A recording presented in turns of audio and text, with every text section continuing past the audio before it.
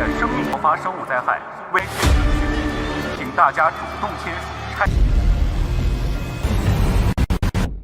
也是他们的。我看这些，我早就说过了。 ശാന്തമായ ഒരു നഗരം. എന്നാൽ പെട്ടെന്നൊരു ദിവസം അവിടേക്ക് ഒരു രാക്ഷസ പാമ്പ് വരുന്നു. ഈ പാമ്പ് ആ നഗരത്തിലുള്ള എല്ലാവരെയും കൊന്നു തിന്നുന്നു. എല്ലാവരും അവിടെ ഒരു പാമ്പേ ഉള്ളൂ എന്ന് കരുതിയെങ്കിലും അവിടെ നിറയെ ഇതുപോലത്തെ രാക്ഷസ പാമ്പുകൾ വന്നു ചേർന്നിരുന്നു.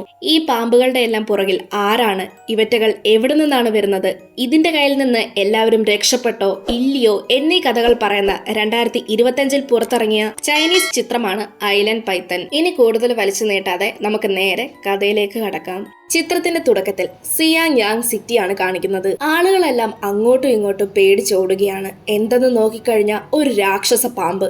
ഈ രാക്ഷസ പാമ്പിനെ കണ്ടാണ് എല്ലാവരും പേടിച്ചോടുന്നത്. ആ പാമ്പ് സിറ്റിയിലെ ഒരു വലിയ ബിൽഡിങ്ങിന് മുകളിൽ ചുറ്റി ചുറ്റി കയറി പോവുകയാണ്. ബിൽഡിങ്ങിന്റെ ഏറ്റവും മുകളിൽ വന്നതിന് ശേഷം ഈ പാമ്പ് ഗർജിക്കും. ഈ രാക്ഷസ പാമ്പിന്റെ അതിക്രമം ടി.വി കൂടെ നമ്മുടെ നായകനായ ഹാങ് ജെ കണ്ടുകൊണ്ടിരിക്കുകയാണ്. ടി.വിയിലെ ഈ ഒരു ദൃശ്യം കണ്ട അയാള് പേടിച്ചു പോകുന്നുണ്ട്. ഇന്നേരം അയാളുടെ മകള് നീനി വന്നിട്ട്, അച്ഛാ ഇതൊന്നും കണ്ടിട്ട് പേടിക്കാതെ, ടി.വി കാണിക്കുന്നത് പകുതിയും കള്ളമാണ്. അതിരിക്കട്ടെ, എനിക്ക് സ്കൂളിൽ പോകാൻ സമയമാവുന്നു, എന്നെ കൊണ്ടുവിടാമോ എന്ന് നീനി ചോദിക്കും. അടുത്ത സീനില് ഒരു സൈക്കിളില് കുറേയധികം സിലിണ്ടറും അതോടൊപ്പം നീനിയും ഇരുത്തിക്കൊണ്ട് സ്കൂളിലേക്ക് പോകുന്ന ഹാങ് ജെയാണ് കാണിക്കുന്നത്. പോകുന്ന വഴിയിൽ നീനിയുടെ ക്ലാസ് ടീച്ചറിനെ മറ്റു കുട്ടികളെയും കാണും. അങ്ങനെ ഹാങ് ജെ നീനിയെ അവിടെ ഇറക്കിയതിനു ശേഷം തന്റെ ജോലിക്കായി പോകും. ഈ സിലിണ്ടർ കുറ്റിയെല്ലാം ഹാങ് ജെ കൊണ്ടു കൊടുക്കുന്നത് ഒരു റെസ്റ്റോറന്റിലേക്കാണ്. റെസ്റ്റോറന്റിൽ പോകുന്ന സമയത്ത് എല്ലാ പ്രാവശ്യത്തെ പോലെ അവിടെ നല്ല തിക്കും തിരക്കും ഉണ്ട്. ഈ സമയം നമുക്ക് കാണാൻ സാധിക്കും ഒരു ബൾബിന്റെ മുകളിലായിട്ട് ഒരു ചെറിയ പാമ്പ് ചുറ്റിക്കിടക്കുന്നത്.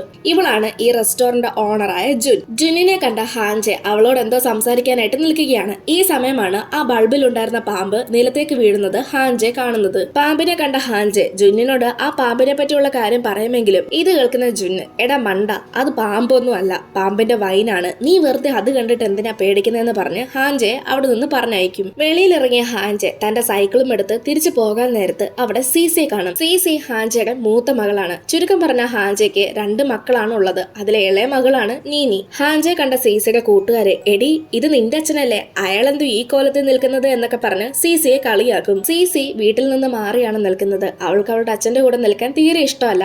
അതിനൊരു കാരണം അയാളുടെ ജോലിയും പിന്നെ അതോടൊപ്പം തന്നെ അയാളുടെ പേടിക്കുന്ന ഈ ഒരു സ്വഭാവമാണ്. സീസയെ കണ്ട ഹാങ് ജെ ഓടി അവളുടെ അടുത്തേക്ക് വന്ന് ഒരു പാട്ട് കേൾപ്പിക്കും. ഇതൊക്കെ കാണുമ്പോൾ അവളുടെ കൂട്ടുകാര് വീണ്ടും അവളെ കളിയാക്കും. ഇത് കാണുന്ന സീസി അച്ഛനോട് ചൂടായതിനു ശേഷം അവിടെ നിന്ന് പോകും. അടുത്ത സീനില് ക്ലാസ്സിലെത്തിയ സീസിയാണ് കാണിക്കുന്നത്. സീസിയെ അവിടെയുള്ള എല്ലാവരും കളിയാക്കിക്കൊണ്ടിരിക്കുകയാണ്. അതിന് കാരണം അവളുടെ അച്ഛനാണെന്നാണ് അവൾ വിശ്വസിക്കുന്നത്. ഈ സമയമാണ് അവിടെ ഉണ്ടായിരുന്ന ഒരു ചെറുക്കൻ ഒരു റബ്ബർ സ്നേക്കിനെ എടുത്ത് സീസിയുടെ ദേഹത്തേക്ക് എറിയുന്നത്. ഇത് കണ്ട സീസി പെട്ടെന്നൊന്ന് പേടിക്കും. സീസി പേടിച്ചത് കണ്ട ആ ചെക്കൻ, നീ നിന്റെ അച്ഛനെ പോലെ പേടിത്തൊണ്ടിയാണെന്ന് പറഞ്ഞ് കളിയാക്കുമ്പോൾ സീസിക്ക് ദേഷ്യം വന്ന് അവനെ പിടിച്ചിടിക്കും. ഇതെല്ലാം നടന്നുകൊണ്ടിരിക്കുന്ന അതേ സമയം തന്നെ ഡോറിന്റെ സൈഡിലായിട്ട് ഒരു രാക്ഷസ പാമ്പിനെ കാണാൻ സാധിക്കും. ആ പാമ്പ് ക്ലാസ്സിലുണ്ടായിരുന്ന ഒരു പെണ്ണിനെ കൊന്നു തിന്നും. ഇത് കണ്ട് ക്ലാസ്സിലെ മറ്റു കുട്ടികളെല്ലാം പേടിച്ച് അങ്ങോട്ടും ഇങ്ങോട്ടും ഓടുകയാണ്. പേടിച്ചോടുന്ന ഈ കുട്ടികളുടെ കൂട്ടത്തിലെ കുറെ കുട്ടികളെ ഈ പാമ്പ് അതിന്റെ ഭക്ഷണമാക്കിയിരുന്നു. മറുവശത്ത് നമ്മളെ ഹാങ് ജെ ആണ് കാണിക്കുന്നത്. ഹാങ് ജെ തന്റെ സൈക്കിളും എടുത്തുകൊണ്ട് വരുന്ന സമയത്ത് എല്ലാവരും വീഡിയോ എടുക്കുന്നു. എന്തെന്ന് നോക്കിക്കഴിഞ്ഞാൽ കാലാവസ്ഥയെ പറ്റിയുള്ള വീഡിയോ ആണ് എല്ലാവരും എടുക്കുന്നത്. ഇതൊക്കെ നോക്കിക്കൊണ്ടിരിക്കുന്ന അതേ സമയമാണ് പെട്ടെന്ന് റോഡ് പിളർന്ന് അതിനുള്ളിൽ നിന്ന് ഒരു രാക്ഷസ പാമ്പ് വെളിയിലേക്ക് വരുന്നത്. എല്ലാവരും അങ്ങോട്ടും ഇങ്ങോട്ടും ഞെട്ടോട്ടും ഓടുകയാണ്. ഇന്നേരം ഈ പാമ്പ് ഹാങ് ജെയുടെ പുറകിൽ വരാൻ തുടങ്ങും. പക്ഷെ ഹാങ് ജെ പെട്ടെന്ന് ഓടി ഓടി അവസാനം എത്തുന്നത് തന്റെ മകൾ സീസിയുടെ അടുത്തേക്കാണ്. എന്നാൽ ഇതേ സമയമാണ് സീസയെ കൊല്ലാനായി ഒരു രാക്ഷസ പാമ്പ് വരുന്നത് കാണുന്നത്. പക്ഷെ തക്ക സമയത്ത് ഹാങ് ജെ വന്നതുകൊണ്ട് അവളെ രക്ഷപ്പെടുത്താൻ സാധിക്കും. പിന്നീട് സീസയെ കൂട്ടിക്കൊണ്ട് ഹാങ് ജെ നേരെ നീനിയുടെ അടുത്തേക്കാണ് പോകുന്നത്. മറുവശത്ത് സിറ്റിയിലെ ഭീമാകാരം പാമ്പുകളും കൊണ്ട് നിറഞ്ഞിരിക്കുകയാണ്. ഇവിടെ വെച്ചാണ് എല്ലാവർക്കും മനസ്സിലാവുന്നത് ഒരു പാമ്പല്ല അവിടെ ഉള്ളത്, നിരവധി പാമ്പുകളാണ് ഇപ്പൊ തന്നെ അവിടെ ഉള്ളത്. നീനി അവിടെ എന്ത് ചെയ്യണമെന്നറിയാതെ നിൽക്കുന്ന സമയത്താണ് തറയിലൂടെ ഒരു ഓന്ത് ഓടി പോകുന്നത് കാണുന്നത്. ഈ ഓന്തിനെ എല്ലാവരും ചവിട്ടുന്നുമുണ്ട്. ഇത് കണ്ട് നീനി അവളുടെ ബാഗിലേക്ക് ആ ഓന്തിനെ എടുത്തിടും. ഇതേ സമയം തന്നെ ആ രാക്ഷസ പാമ്പ് നീനിയെ കൊല്ലാൻ വരും. എന്നാൽ തക്ക സമയത്ത് അവിടെ ഹാങ് ജെ വന്ന് അവളെ രക്ഷിക്കും. പിന്നീട് അയാളുടെ 2 മക്കളെ കൂട്ടിക്കൊണ്ട് അദ്ദേഹം അവിടെ നിന്ന് രക്ഷപ്പെട്ട് ഓടുകയാണ്. പിന്നീട് അവരവിടെ നിന്ന് നേരെ ഒരു വീടിനുള്ളിലേക്കാണ് കയറി ഒളിച്ചിരിക്കുന്നത്. അവിടെ വരുമ്പോൾ വേറെയും കുറെ ആളുകൾ ഇതുപോലെ ഒളിച്ചിരിപ്പുണ്ടായിരുന്നു. അടുത്ത സീനില് ഡേവിഡ് എന്ന് പേരുള്ള ഒരു ബിസിനസ്മാനെയാണ് കാണിക്കുന്നത്. ഈ സമയത്ത് ഒരാൾ അവിടേക്ക് വന്ന് ഡേവിഡിനോട് പറയുകയാണ്, ബോസ് എനിക്കറിയില്ല എങ്ങനെയാണ് ഈ പാമ്പ് ഇത്രയും വലുതായതെന്ന്, ഇതെല്ലാം നമ്മുടെ തെറ്റാണ്, മനുഷ്യരെയല്ല ഇപ്പൊ അത് കൊന്നു തിന്നുകയാണ്, എത്രയും പെട്ടെന്ന് ഇതിനെന്തെങ്കിലും ചെയ്തില്ലെങ്കിൽ അത് വലിയ ആപത്തായി മാറും. ഒരു കണക്കിന് ഇതെല്ലാം നല്ലതിനു വേണ്ടി തന്നെയാണ്. ഈ പാമ്പുകളെ പാമ്പുകളെയും കൊണ്ട് എനിക്ക് ഉപയോഗമുണ്ട് എന്ന് പറഞ്ഞതിന് ശേഷം അയാളെ ഡേവിഡ് കൊല്ലും. ശേഷം ഡേവിഡ് അവിടെ ഉണ്ടായിരുന്ന തന്റെ അസിസ്റ്റന്റിനോട് ചോദിക്കുകയാണ് പാമ്പുകളെ നിയന്ത്രിക്കാൻ പറ്റുന്ന ആരെങ്കിലും വിളിച്ചുകൊണ്ട് വരാനായിട്ട്. ഇത് കേൾക്കുന്ന പെണ്ണ് പറയുന്നുണ്ട്, കുറെ പേരെ പാമ്പുകൾ വേട്ടയാടി, എന്നാൽ വീടിനുള്ളിൽ ഇപ്പോഴും അടച്ചു മൂടിയിരിക്കുന്ന കുറച്ച് ആളുകളുണ്ട്, ഇവരെയൊക്കെ നമ്മൾ എന്ത് ചെയ്യുമെന്ന് ചോദിക്കുമ്പോൾ ഡേവിഡ് അവർക്ക് ഇവിടെ നിന്ന് രക്ഷപ്പെടണം എന്നുണ്ടെങ്കിൽ അവരെനിക്ക് ഒപ്പിട്ട് തരണം, എങ്കിൽ അവർക്ക് ഇവിടുന്ന് രക്ഷപ്പെട്ടു പോകാമെന്ന് ഡേവിഡ് പറയും. ശരിക്കും പറഞ്ഞാൽ ഡേവിഡിന് അവിടെയുള്ള ജനങ്ങളുടെ പ്രോപ്പർട്ടി വാങ്ങിയതിനു ശേഷം ആ സ്ഥലം എല്ലാം ഒരു ടൂറിസ്റ്റ് പ്ലേസ് ആക്കാനാണ് ഉദ്ദേശം. പിന്നീട് അടുത്ത സീനില് നീനിയാണ് കാണിക്കുന്നത്. നീനി താൻ എടുത്തുകൊണ്ട് വന്ന ഓന്തിന് ഫുഡ് കൊടുക്കുകയാണ്. ഇത് കണ്ടുകൊണ്ട് വരുന്ന ഒരു വൃദ്ധനായ മനുഷ്യൻ പറയുകയാണ്, ഇവിടെ ഞങ്ങൾക്ക് കഴിക്കാൻ പോലും ഫുഡില്ല, അതിന്റെ കൂടെ നീ ഇതിന് കൊടുത്താൽ എങ്ങനെ ശരിയാകും എന്നൊക്കെ. ഇതേ സമയം അവിടെ ഉണ്ടായിരുന്ന മൈക്കിൽ നിന്ന് ഒരു അനൗൺസ്മെന്റ് വരികയാണ്. ആ അനൗൺസ്മെന്റ് ഡേവിഡാണ് അയക്കുന്നത്. നിങ്ങൾ ഞാൻ അയക്കുന്ന കോൺട്രാക്റ്റിൽ സൈൻ ചെയ്ത് കഴിഞ്ഞാൽ നിങ്ങൾക്ക് ഇവിടുന്ന് രക്ഷപ്പെടാൻ പറ്റുമെന്നാണ് അയാൾ അനൗൺസ് ചെയ്യുന്നത്.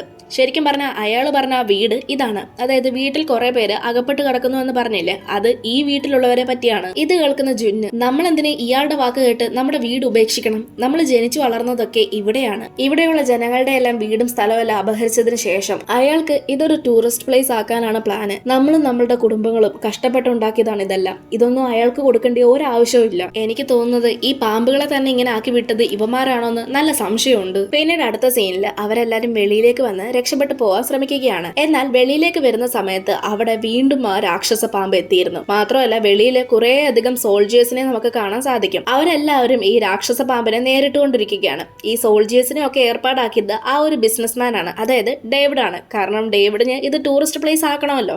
എന്തായാലും രാക്ഷസ പാമ്പിനെ കണ്ട എല്ലാവരും തിരിച്ച് ആ ഒരു വീടിനുള്ളിലേക്ക് കയറിപ്പോകും. എന്നാൽ നമ്മുടെ നായകനായ ഹാജയും അതുപോലെ അവന്റെ ഇളയ മകളായ നീനിയും മാത്രം പുറത്തായി പോകും. അകത്ത് നിന്ന് ഡോറ് ആ വൃദ്ധനായ മനുഷ്യനും കുറച്ച് ആളുകളും കൂടി തുറക്കാതിരിക്കാൻ ശ്രമിക്കുകയാണ്. ഇത് കാണുന്ന സി അവരോട് ഡോറ് തുറക്കാൻ പറയുമെങ്കിലും അവർ തുറക്കില്ല. കാരണം തുറക്കുന്ന വഴിയിൽ ആ പാമ്പും അകത്തേക്ക് വരുമെന്ന് കരുതിയിട്ടാണ് അവർ തുറക്കാൻ സമ്മതിക്കാത്തത്.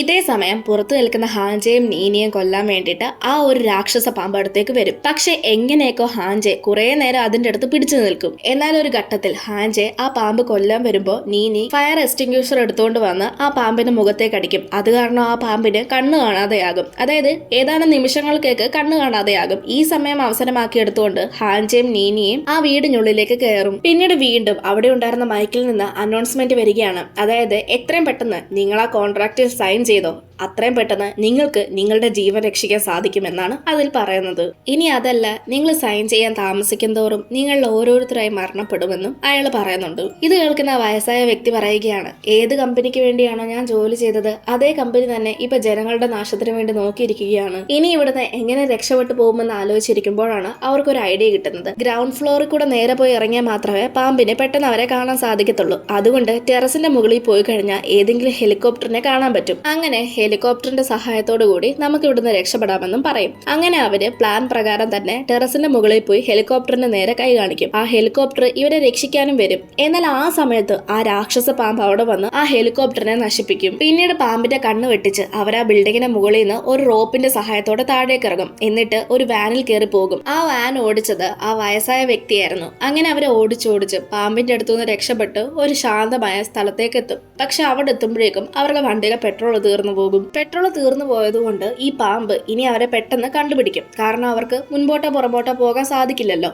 ഈ സമയമാണ് നീനി പറയുന്നത്, ദോ ഒരു ട്രെയിൻ കിടക്കുന്നു, നമുക്ക് അതിൽ കയറി പോകാമെന്ന്. അതായത് അവർക്ക് തൊട്ട് മുൻപിൽ തന്നെ ഒരു ട്രെയിൻ ഉണ്ടായിരുന്നു, അതിൽ കയറി രക്ഷപ്പെടാമെന്നാണ് ആ കുട്ടി പറയുന്നത്. അടുത്ത സീനില് വീണ്ടും ഡേവിഡിനെയാണ് കാണിക്കുന്നത്. ഡേവിഡിന്റെ അടുത്ത് ഒരു സോൾജർ വന്നിട്ട് പറയുകയാണ്, സിറ്റിയിലുള്ള ആളുകൾ കോൺട്രാക്റ്റിൽ സൈൻ ചെയ്യാൻ തയ്യാറാവുന്നില്ലെന്ന്. ഇത് കേൾക്കുന്ന ഡേവിഡ് ദേഷ്യം കൊണ്ട് ഒരു കല്ലെടുത്ത് അയാളെ അടിക്കും. ശേഷം ഡേവിഡ് ഒരു മിഷന്റെ അടുത്ത് ചെന്ന് അതിലുള്ള ഫ്രീക്വൻസി കൂട്ടും. ഈ ഫ്രീക്വൻസി കൂടുന്ന കാരണം പാമ്പുകളെല്ലാം ഇറിറ്റേറ്റ് ആവുകയും എല്ലാവരെയും ആക്രമിക്കുകയും ചെയ്യും. പിന്നീട് അടുത്ത സീനില് ട്രെയിനിനുള്ളിൽ ഇരിക്കുന്ന ആ പ്രായമായ വ്യക്തിയും നീനിയുമാണ് കാണിക്കുന്നത്. ആ പ്രായമായ ആള് ട്രെയിൻ സ്റ്റാർട്ട് ചെയ്യാൻ ശ്രമിക്കുകയാണ്. മറുവശത്ത് സിസിക്ക് ജുന്ന് ഒരു ലോലിപോപ്പ് കൊടുക്കുകയാണ്. കാരണം സിസി കുറെ നേരമായി ഫുഡ് കഴിച്ചിട്ട്, അതുകൊണ്ടാണ് ജുന്ന് അവൾക്ക് ലോലിപോപ്പ് കൊടുക്കുന്നത്. ശേഷം ജുന്ന് അവിടെ ഒരു സീറ്റിൽ കയറിയിരിക്കുമ്പോൾ അതിന്റെ അടിയിൽ നിന്ന് ഒരാൾ എഴുന്നേറ്റ് വരും. അത് കണ്ട് പേടിച്ച് മാറുമ്പോൾ അവിടെ നിന്ന് കുറെ പേര് ഇതുപോലെ സീറ്റിന്റെ അടിയിൽ നിന്ന് എഴുന്നേറ്റ് വരുന്നത് കാണാൻ പറ്റും. അവരെല്ലാവരും ഈ പാമ്പിനെ പേടിച്ച് അവിടെ കയറി ഒളിച്ചിരുന്നതാണെന്നും പറയും. ഇതേ സമയം തന്നെ ആ വയസ്സായ വയസ്സായ വ്യക്തി ട്രെയിൻ സ്റ്റാർട്ടാക്കും. ഇവരെല്ലാവരും വിചാരിക്കുന്നത് ട്രെയിനിനകത്ത് ഒരു പാമ്പ് പോലും ഇനി വരില്ലെന്നാണ്. എന്നാൽ ഓൾറെഡി തന്നെ ആ ട്രെയിനകത്ത് കുറച്ചധികം പാമ്പുകൾ ഉണ്ടായിരുന്നു. എന്തായാലും ട്രെയിനിനുള്ളിലേക്ക് ഒരാൾ പേടിച്ച് ഓടി വരുന്നത് ഇവർ കാണും. ഇത് കാണുന്ന ഹാൻജെ അയാളെ അടിക്കാൻ തുടങ്ങുമ്പോൾ അയാൾ പെട്ടെന്ന് തന്റെ മുഖത്തുണ്ടായിരുന്ന മാസ്ക് മാറ്റിയിട്ട് പറയും, ഞാനൊരു റിസർച്ചറാണ്, ഞങ്ങളുടെ റിസർച്ചിന്റെ ഭാഗമായിട്ടാണ് ആ പാമ്പ് ഉണ്ടായത്. എന്നാൽ ആ പാമ്പുകൾ സിറ്റിയിലേക്ക് പോയിരുന്നു. ഞങ്ങളുടെ ആളുകൾ പാമ്പുകളെ പിടിക്കാൻ ശ്രമിച്ചെങ്കിലും ആ ആളുകളെ മുഴുവൻ ഈ പാമ്പുകൾ കൊന്നു. ഇപ്പൊ ഞാൻ വന്നത് ഒരു ഓന്തിനെ അന്വേഷിച്ചാണ്.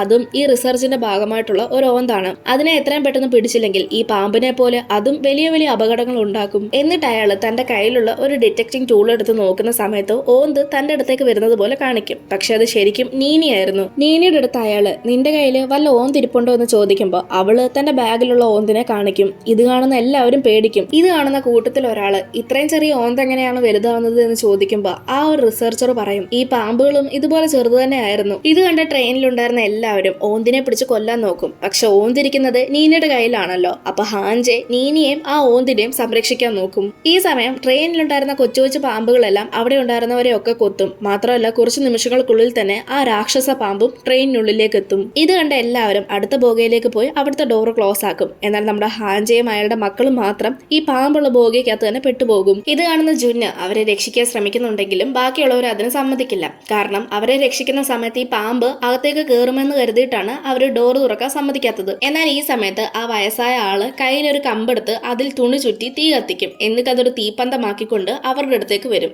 അതായത് ഹാൻജയെയും അയാളുടെ മക്കളെയും രക്ഷിക്കാനായിട്ട് വരും. തീ കാണിച്ച് പാമ്പിനെ പരമാവധി ദൂരേക്ക് കൊണ്ടുപോകാൻ ശ്രമിക്കും. ഇതേ സമയത്ത് നേരത്തെ ഉണ്ടായിരുന്ന ബോഗയിലെ ആളുകൾ വീണ്ടും അടുത്ത ബോഗയിലേക്ക് പോകും. അവിടെ പോകുമ്പോൾ അവിടെ നിറയെ പാമ്പുകളാണ്. ഇതെല്ലാം നടന്നുകൊണ്ടിരിക്കുന്ന സമയത്ത് പെട്ടെന്ന് ഇവർക്ക് ഒരു ഫ്രീക്വൻസി വേവ് അനുഭവപ്പെടും. ഈ വേവ് പാമ്പുകളെ ഇറിറ്റേറ്റ് ആക്കും. ഇതിനെല്ലാം കാരണം ഡേവിഡ് ആണ്. ഇറിറ്റേറ്റ് ആയ പാമ്പ് വീണ്ടും ഇവർക്ക് നേരെ വരുന്ന സമയത്ത് നിന്നിയുടെ കയ്യിലുണ്ടായിരുന്ന ബാഗ് നിലത്ത് വീഴുകയും അതിലുണ്ടായിരുന്ന ഓന്ത് പെട്ടെന്ന് വലുതായി ആ പാമ്പിനെ ആക്രമിക്കും. ശേഷം നിന്നി ആ ഓന്തിനെ പോയി തൊടുന്നതും നമുക്ക് കാണാൻ സാധിക്കും. എന്നാൽ ഇറിറ്റേറ്റ് ആയി നിൽക്കുന്ന ആ ഓന്ത് പെട്ടെന്ന് ട്രെയിനിന്റെ ജനാലയെല്ലാം പൊട്ടിച്ച് വെളിയിലേക്ക് പോകും. മറുവശത്ത് ട്രെയിനിലുണ്ടായിരുന്ന ചെറിയ ചെറിയ പാമ്പുകളെല്ലാം ഫ്രീക്വൻസി വേവ് കാരണം ഇപ്പം വലുതായി മാറും. പിന്നീട് അവരെല്ലാവരും അടുത്ത ബോഗിയിലേക്ക് പോകും. ഇതേ സമയം നമ്മളെ റിസർച്ചറിനെയാണ് കാണിക്കുന്നത്. അയാള് ട്രെയിനിനെയും ബോഗിയും തമ്മിൽ സെപ്പറേറ്റ് ചെയ്യാൻ നോക്കുകയാണ്. പക്ഷെ ഇതൊന്നും അവിടെ ഉണ്ടായിരുന്ന ആളുകൾ ആരും കണ്ടിട്ടുണ്ടായിരുന്നില്ല. എന്തായാലും ആ വയസ്സായ വ്യക്തി ആളുകളെയെല്ലാം ട്രെയിനിന്റെ മുകളിൽ കയറ്റിയതിനു ശേഷം അയാൾ ഒറ്റയ്ക്ക് ആ പാമ്പുകളുമായി പോരാടാൻ തീരുമാനിക്കും.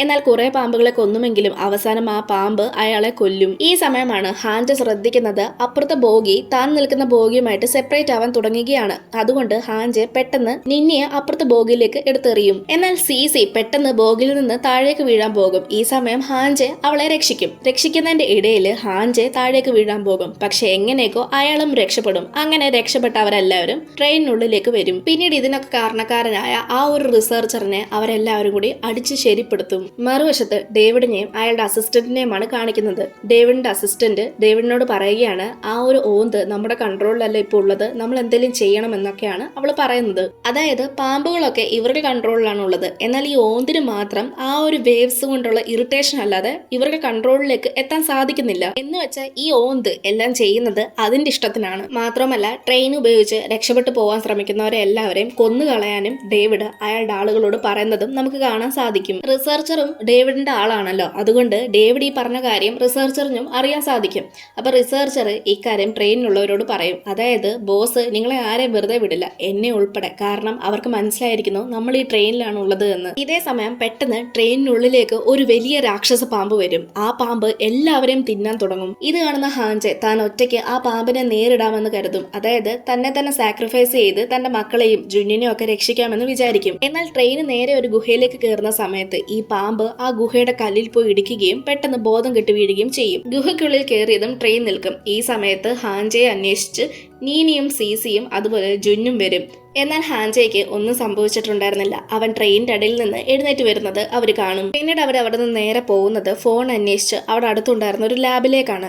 എന്നാൽ ശരിക്കും പറഞ്ഞാൽ ആ ലാബിലാണ് എല്ലാം തുടങ്ങുന്നത്. അതായത് ഡേവിഡ് എക്സ്പെരിമെന്റ് നടത്തി ആ പാമ്പൊക്കെ വലുതാവാൻ കാരണമായ ലാബായിരുന്നു അത്. ജുന്നും ഹാൻജയും കൂടി നീനിയും സീസിയും കൂടി ഒരു റൂമിലാക്കിയതിനു ശേഷം നിങ്ങൾ ഇവിടെ ഇരിക്കെ, ഞങ്ങൾ ആ പാമ്പിനെ കൊന്നിട്ട് വരാമെന്ന് പറയും. ഇതേ സമയം അവിടേക്ക് ഡേവിഡിന്റെ അസിസ്റ്റന്റും പിന്നെ അയാളുടെ ആളുകളും വന്നിട്ടുണ്ട്. രക്ഷപ്പെട്ടിട്ടുണ്ട്. എന്നാൽ ഇതേ സമയം തന്നെ അവിടേക്ക് ആ രാക്ഷസ പാമ്പും വരും. ആ രാക്ഷസ പാമ്പ് ഡേവിഡിന്റെ ആളുകളെയൊക്കെ കൊല്ലും. മറുവശത്ത് സിസി ആണ് കാണിക്കുന്നത്. സിസി ഫോൺ അങ്ങനെ കണ്ടുപിടിക്കും. പക്ഷെ ഫോണിന് കണക്ഷൻ ഉണ്ടായിരുന്നില്ല. ആ കണക്ഷൻ എന്ത് പറ്റിയതെന്ന് നോക്കി ചെല്ലുമ്പോൾ എത്തുന്നത് ഒരു വലിയ രാക്ഷസ പാമ്പിന്റെ അടുത്തേക്കാണ്. ഇത് കാണുന്ന സിസി നീനിയോട് നീ മിണ്ടരുത്, നമുക്ക് ഇവിടുന്ന് അനങ്ങാതെ രക്ഷപ്പെടണം എന്ന് പറഞ്ഞ് അവിടുന്ന് പോകാൻ തുടങ്ങും. എന്നാൽ അവിടെ ഉണ്ടായിരുന്ന ഏതോ ഒരു സാധനം തട്ടിമറിച്ചിടുകയും അത് കേട്ട് ആ രാക്ഷസ പാമ്പ് എഴുന്നേൽക്കുകയും ചെയ്യും. ഇത് കേൾക്കുന്ന ഹാൻജെ പെട്ടെന്ന് തന്റെ മക്കളെ രക്ഷിക്കാൻ വേണ്ടി അങ്ങോട്ട് പോകാൻ തുടങ്ങുമ്പോൾ ഡേവിഡ് അയാളെ ഷൂട്ട് ചെയ്യും. ഡേവിഡ് അയാളെ ഷൂട്ട് ചെയ്യുന്നത് ലാബിലെ എന്തോ ഒരു മരുന്ന് ഉപയോഗിച്ചിട്ടാണ്. ഈ മരുന്ന് കാരണം ആ പാമ്പുകളെ പോലെ ഡേവിഡിനും മറ്റേ ഒരു ഫ്രീക്വൻസി വേവിന്റെ സൗണ്ട് കേൾക്കുമ്പോൾ ഭയങ്കരമായിട്ട് ദേഷ്യം വരും. അങ്ങനെ ഡേവിഡ് ദേഷ്യം വന്ന് അവിടെ ഉണ്ടായിരുന്ന എല്ലാവരെയും കൊല്ലും. മാത്രമല്ല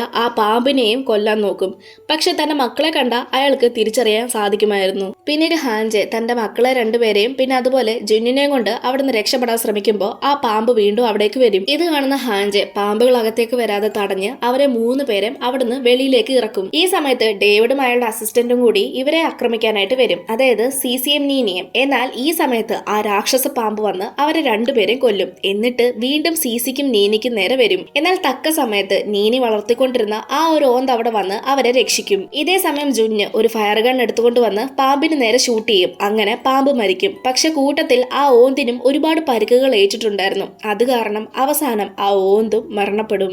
പിന്നീട് റെസ്ക്യൂ ടീം വന്ന് അവരെ എല്ലാവരെയും രക്ഷിച്ചുകൊണ്ട് പോകുന്നതാണ് നമ്മളെ കാണിക്കുന്നത്. ഹാൻജയ്ക്ക് ഒന്നും പറ്റിയിട്ടുണ്ടായിരുന്നില്ല. അവൻ ഇപ്പോഴും ജീവനോട് തന്നെ ഉണ്ട്. മാത്രമല്ല അവന്റെ ശരീരത്തിൽ കുത്തിയ ആ ഒരു മരുന്നിന്റെ എഫക്റ്റ് എല്ലാം ഇപ്പൊ മാറി സാധാരണ ഒരു മനുഷ്യനായി മാറിയിരിക്കുകയാണ്. അത് മാത്രമല്ല സിസി ഇപ്പൊ തന്റെ അച്ഛൻ്റെ ഒപ്പം തന്നെയാണ് കഴിയുന്നത്. ആ ഒരു സീൻ അങ്ങനെ കാണിച്ചുകൊണ്ടാണ് ഐലൻഡ് പൈത്തൺ എന്ന് പറയുന്ന ഈ ഒരു മൂവി തീരുന്നത്. നിങ്ങൾക്കും ഈ ഒരു മൂവി ഇഷ്ടമായെന്ന് വിചാരിക്കുന്നു. ഇഷ്ടപ്പെട്ടാൽ അത് തീർച്ചയായിട്ടും കമന്റ്സിലൂടെ രേഖപ്പെടുത്തുക. മൂവിയെ പറ്റി എന്തെങ്കിലും സംശയങ്ങളോ അഭിപ്രായങ്ങളോ ഉണ്ടെങ്കിൽ അതും കമന്റായി രേഖപ്പെടുത്തുക. ഇനി മറ്റൊരു വീഡിയോ ആയിട്ട് നമുക്ക് വീണ്ടും കാണാം.